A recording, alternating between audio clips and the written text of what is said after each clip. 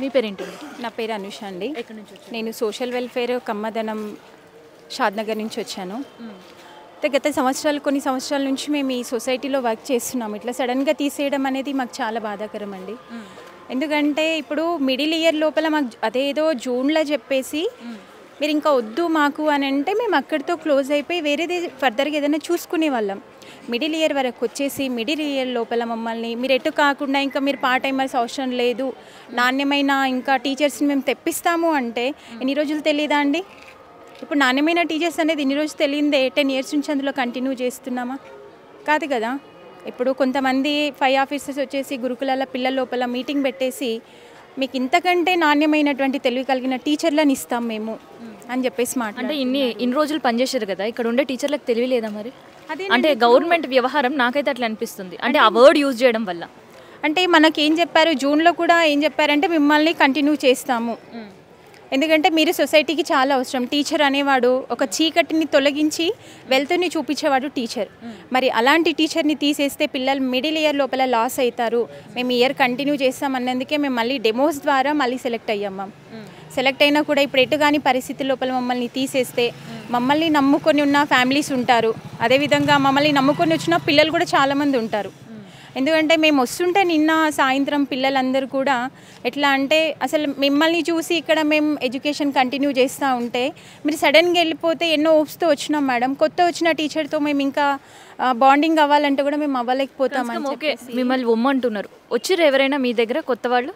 ఎవరు కూడా రాలేదండి. ఇంకా నైట్ ఈవినింగ్ అయితే మళ్ళీ అక్కడ ఉండే వేకెన్సీస్ అన్నీ పెట్టేశారు. ఇంకా ఇప్పటికైతే ఎవరు టీచర్స్ రాలేదు. మరి ఆ పిల్లల ఎడ్యుకేషన్ మిడిల్ లోపల పిల్లల ఎడ్యుకేషన్ ఏం చేస్తారు? అసలు ప్రభుత్వం అసలు ఇలాంటి నిర్ణయాలు ఎందుకు తీసుకుంటుంది? రేవంత్ రెడ్డి గారు ఇలాంటి విషయాలపైన ఎందుకు ఇంత ఇది చేస్తున్నారు?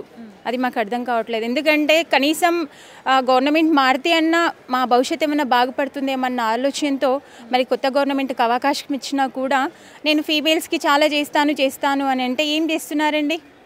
బస్సెస్ ఎవరు అడిగారండి? ఫ్రీగా అడగలేం కదా మేము. ఇప్పుడు అక్కడ మేము ఎక్కడికైనా వెళ్ళాలన్నా కూడా ఛార్జ్ పెట్టుకొని వెళ్ళాల్సిందే. కానీ మేము బస్సెస్ ఫ్రీ కావాలి మాకని చెప్పలేదు కదా. ఇప్పుడు మమ్మల్ని నమ్ముకున్న ఫ్యామిలీస్ ఉంటారు, మమ్మల్ని నమ్ముకున్న పిల్లలు ఉంటారు.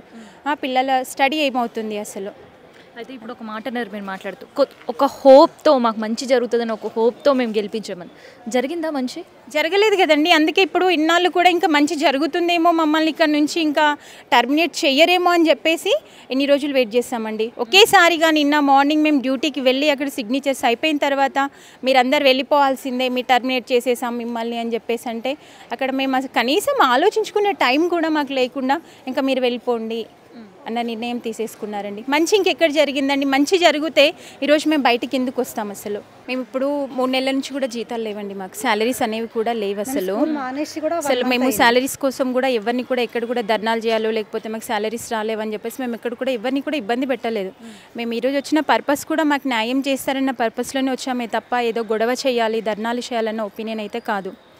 ఇంకోటి అక్కడ మనకి సెక్రటరీ మేడం అలుగు వర్షిణి గారు కానివ్వండి, రేవంత్ రెడ్డి గారు కానివ్వండి, నెక్స్ట్ రేపటి రోజున గురుపూజ దినోత్సవం అవునా, టీచర్స్ డే.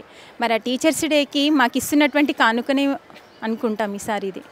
అంటే ఇంతమంది టీచర్స్ యొక్క మనసును నొప్పిస్తూ మరి వీళ్ళు విద్యార్థులకు ఏ విధమైనటువంటి న్యాయం చేస్తారు?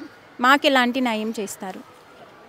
సో ఇదన్నమాట టీచర్స్ డే. అందరూ కూడా చాలా ఘనంగా సెలబ్రేట్ చేసుకుంటున్నారు. కానీ దాదాపు 10-15 సంవత్సరాలు, కొంతమంది 20 సంవత్సరాల నుంచి కూడా పిల్లలకి విద్య చెప్తూ మాత్రమే, జీతాలు రాకున్నా కూడా వాళ్ళు తినకున్నా వాళ్ళ కుటుంబ సభ్యులు కూడా ఆలోచించకుండా కూడా టీచర్స్ వృత్తికి న్యాయం చేయాలి, గురువుగా ఉన్న పొజిషన్కి మనం న్యాయం చేయాలి అని ఆలోచించిన వాళ్ళకి ఇలా రోడ్డు మీదకి రావాల్సిన పరిస్థితి. మరి సర్కారు గురువులకు ఎంత దృష్టి పెట్టింది? గురువులకు పూజించే రోజు ఇట్లా కన్నీళ్ళు పెట్టిస్తున్నారు గురువుని.